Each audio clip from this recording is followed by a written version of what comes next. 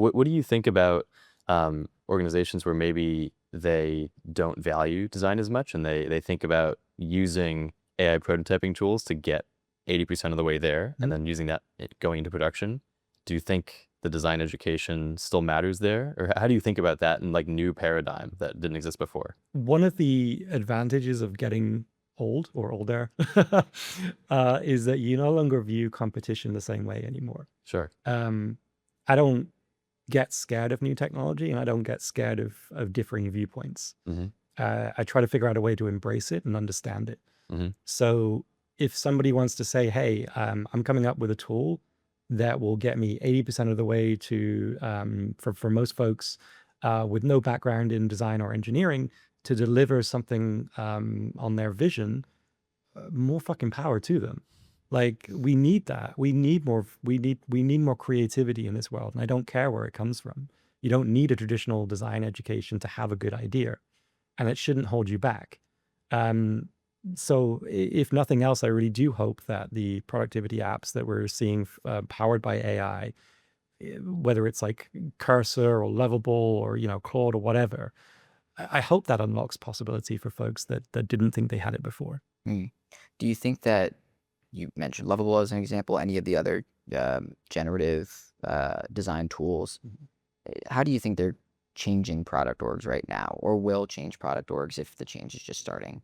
I mean, there's certainly changing like products. It remains to be seen where we'll net out in terms of have they become a positive force for good in design, or are we just kind of clinging onto them right now because it's the hot new thing? I started off, as I always do, because I'm British, as a bit of a skeptic. Classic. It's my natural position. So I think that's always given me like kind of like a healthy view on life. Like I need to be convinced. Someone needs to show me the magic of these things. And then I need to go and experience it for myself and figure out where it fits in to my process. Where I found it to be particularly useful right now is not going and delivering something in production, being able to prompt my way to the app store. Where I found it to be particularly useful is reducing the need for those like kickoff sprint meetings that we used to have, where we used to waste like maybe a day or a couple of days on just trying to get alignment with folks around some kind of spacey concepts. Now we can just kind of like have a much smaller crowd in the room. We can go grab a PM, we can go grab an engineer, we can go grab a designer. They can all prompt in the same tool any idea that we're coming up with. So it's almost like a replacement for the old napkin sketches. Yeah. And the value there is that we're actually able to interact with them. So there's no question about motion and what that is going to look or feel like. We can just go look and feel it. So that's been a really powerful force. I'm finding it eventually hits a limitation. So it's great for getting those like 50 ideas out onto the page and then narrowing it down to a few that we feel confident in. But then there's diminishing returns, like of like how far you can prompt this thing to really give it, to give you what you need. Hmm. And so then I think it's actually kind of like goes back to the traditional design process. It sort of actually fits in perfectly, where it's like, oh, great, we've gone through this kind of like quick whip around, like we've identified the problem, we've gone through some early ideation. Let's now go deep on taking some of these concepts out to customers and getting reaction. Because one thing for us to experience it and talking about experiencing it, but let's like go test it with a customer. And so we're able to do that because that fidelity is just enough that the concept can be shown to them. And it's not too much that we've wasted like a load of cycles doing it. So we can go get feedback quickly. Then we can adjust the prototype as necessary and go get more feedback. And then eventually we're going to find that sweet spot where it's like, okay, this feels like what we want to build. And the magic there is that that whole thing probably took us like a few days as opposed to like a month of like traditional like red tape sprint, whatever like your organizational function was for doing this stuff before.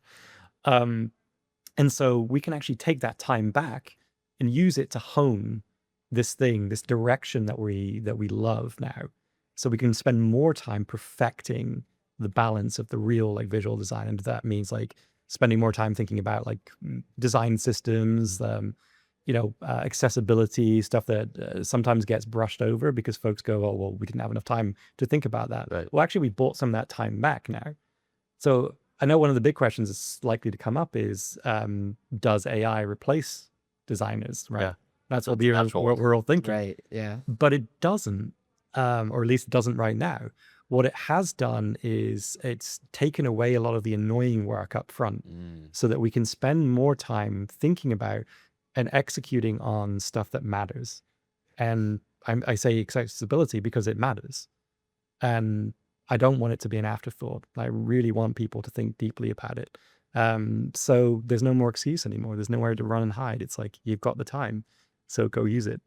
What would you say to a designer who said, Simon, so much of my job that I do right now in my current role, my current company, is creating those primitives, like creating the wireframes, creating specifically figuring out what the workflow looks like for these interactions, for these patterns.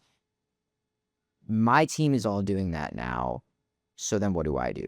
What would you say to that person? I mean, I would say that your job hasn't really changed. It's just evolved. Like if all you were doing was drawing wireframes, you've probably done something wrong. You've probably miscalibrated your process. Like there's more power that you as a creative have to contribute to the overall development of the product that you're working on. So no one should think of themselves as a quote unquote art worker unless that was the thing that they really wanted to do. If you got into product design, you didn't get into product design to become an art worker. That's not the role. Like you got there to go develop the end-to-end journey. And so what we've done and what we're doing right now with AI is giving you more time to go explore the end-to-end journey. So instead of wasting time thinking through, okay, just primitives, go take 10,000 foot view, go look at the rest of the picture. Like you've got time now, go use it constructively to think about, hey, someone over there is doing something completely different. Maybe there's actually some cross-pollination between what I'm working on or what I want to work on and what they're doing. So I really hope that, and what I'm trying to get at here in my rambling sort of way, is that instead of pushing pixels and that being the job that you do, you're actually solving communication problems, which at the end of the day is what designers are supposed to be doing. Incredible. I think that's a super optimistic take in a generally pessimistic environment. I think a fun analogy that you shared offline was that it's almost the same as the traditional design process where you put sticky notes up on a board, but now each sticky note is a prompt and you can get a full app out of it. Exactly. Right? Yeah. Thanks for reminding me of that great take. Yeah, I think it's interesting because you about 5 or so years ago, everyone's portfolio contained that one screenshot of them pointing to a sticky note on the board because that was how we did sprints. So when you describe how you started a project, that's usually what you would do to describe it. So to the point I made earlier, what we're doing is we're taking what was traditionally a bunch of sticky notes that everyone was looking over, or FigJam, which is what kind of evolved into. Right. We can now bypass FigJam, we can bypass the whiteboards, and we can just go straight and prompt things. We can just take that concept and say, I don't have to imagine it, I can prompt, and we can all look at it, and we can all play with it and see if that was actually a stupid idea, or, oh, wait a second, this is this is greatness encapsulated. Yeah. And as somebody who is responsible for identifying and picking talent, have you seen any new trends or really compelling ways that candidates who are interviewing for RAMP have begun to articulate a new workflow involving this generative tooling? I think it's more than that. I think the sea change right now is that we're back to celebrating the super ICs. We're rewarding good behavior. And good behavior to me has always been those folks that love the craft. They want to live in the craft. Not because their definition is moving pixels in Figma, but the whole experience, the development of product ideas, the going and talking to customers, the excitement, the generation, the writing their code, whether it's AI prompted or whether they're just doing it themselves. That desire, that curiosity to just go and change and break things and remake them. Like, we stopped rewarding that for quite a while, actually. And we started rewarding instead the career climbers, like the career managers. Mhm. And we started giving them all the accolades. Like, we're talking right now, like I'm a total introvert. Like, I don't like doing public speaking, and I try to shy away from it, which is why there's like a 10-year-old video of me like on the internet doing it. And there's also a whole thing where like we weren't asking people like me to come and do talks. We were asking the super directors, like the VPs, the co-founders, because somehow we equate those titles with value. Mm. But they're not necessarily the ones, and they do play an important role to a certain degree, but they're not the ones driving the success for a company like Ramp. Ramp is a super IC culture. Everyone you meet when you walk into that office is ICing in some way, shape, or form. Like, I have a silly senior director of product title, but Mhm. that's meaningless the second I step into the door. Like, I'm pushing like pixels and code like the rest of like the team. Yeah. And so these artificial barriers, like these things that we used to have, like, they're gone. And so when I think about who I want to hire and what candidates and what strong candidates look like in this new world, it's those people. It's the naturally curious designers that want to go and have fun. They want to go poke holes in things. They want to build things. They want to destroy and remake things. Like, that's what I'm looking for. So if you're thinking about what your career means right now in design, and you're nervous that like AI is going to replace you, it won't. And I say this as someone who is actively hiring like for those curious folks, because someone still has to shape the ideas, the creativity behind the prompts. You know, and the tooling may change, but the human nature, the creativity, the touch will never change. That is who we are. That is what we do. And we give AI way too much credit. It is not as smart as we would like to think it is. And there is actually a rationale behind it. And if you go study what machine learning actually is, artificial intelligence, how that sort of juxtaposition came about in terms of like how we describe it, Mhm. you'll learn a lot about the limitations. And I would encourage anyone who's nervous to go do that, because there's nothing like education, and there's nothing like knowledge to make you feel more confident. So you were talking about learning, education, right? Like something that we are trying to figure out ourselves, and a lot of other designers we talked to are trying to figure out is, and we're gonna get into the design specifics with this, but what are designers in this new future responsible for knowing? Mm. To start, I want to ask very specifically about models. Mhm. To what extent are designers responsible, you could say right now and then for the future, to what extent are designers responsible for knowing the differences between models, Strengths and weaknesses. strengths and weaknesses, anything about the underlying technology of the interfaces they're creating?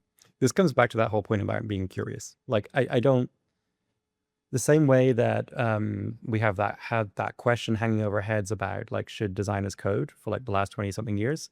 The same is now being kind of applied to the AI thing. Like, should designers understand models? And the answer is the same for both, which is you don't have to become an engineer to understand the basics, to get to a point where you can be empathetic about the customer, the product, the folks you're working with, like in the team.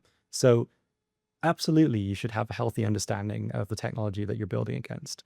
But you don't have to, unless you really want to, go so deep that you're being called up on stage to go answer some crazy question about like the difference between like the last two flavors of OpenAI's like model. Like, that's not a requirement, and it is very unlikely to be a requirement. Yeah. Going from the bottommost level, the underlying models, into the interface, we are shifting away from fully deterministic interfaces. Mhm. So really what that means. You could say it better than I could, but what the users will see, it varies. We don't have the full ability to know what the users will see if they're bringing in some type of intelligence. How are you thinking about the ways that designers should understand what any type of intelligence generative model will give to the user and serve up to the user?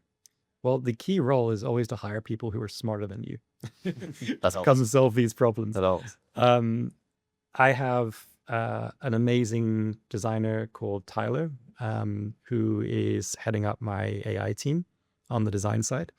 And he is working with a bunch of very smart designers and engineers and PMs across the organization to begin to understand how these patterns are showing up or should show up in our product in a perfect world. And I think I described this to you when we were chatting before, but the dream for RAMP is really no more cold starts. The concept there is we understand actually a lot about your business. We do that because we're in your policy, we're in your spend. We know how things move. So we've got a lot of access to knowledge. And so we want to leverage that knowledge in a way that is actually beneficial to you. And so why would we create a product that has 1,000 different sections for you to go visit when we actually know that you're an accountant and the thing that you care about is closing the books every month? So let's build your RAMP experience around you, the role you play in your company. And so when we think about like what the power of like automation, AI, again, away from all the buzzwords, like when we really think about what we've got here, it's context. It's context in a way that we never had before.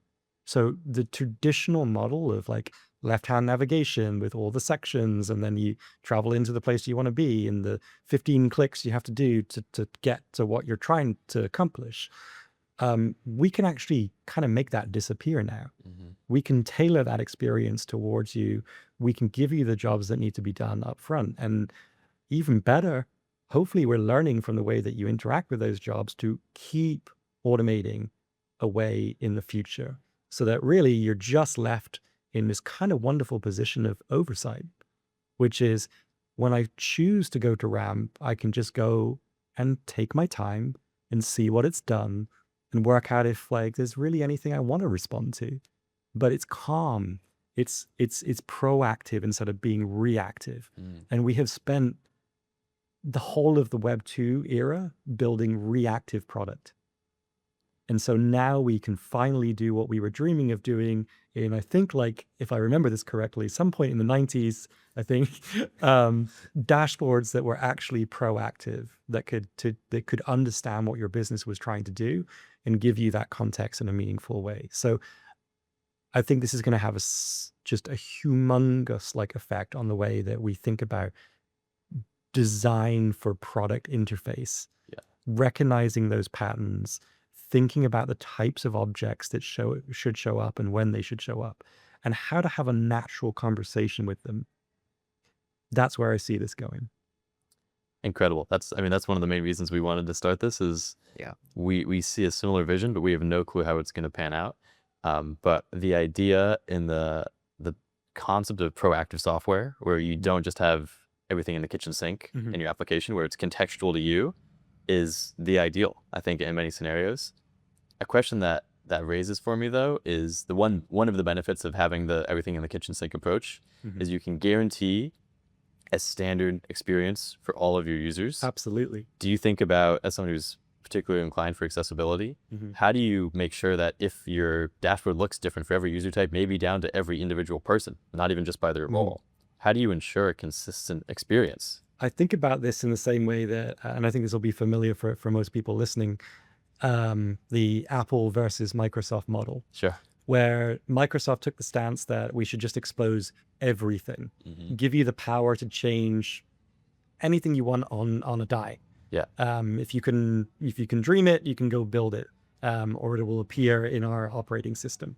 So I think the difference that Apple made is they were like, actually, we're going to have an opinion. We're going to have an opinion on what we surface and when we surface it. But we're still going to give you complexity. Like, we're still going to give you settings, we're just going to put that under the hood. Mm. So we start off with the easiest onboarding experience that you can imagine that gets you 80% of the way towards pretty much anything you want to do. And then that final 20%, it's all still there. It's maybe one or two taps away under the hood.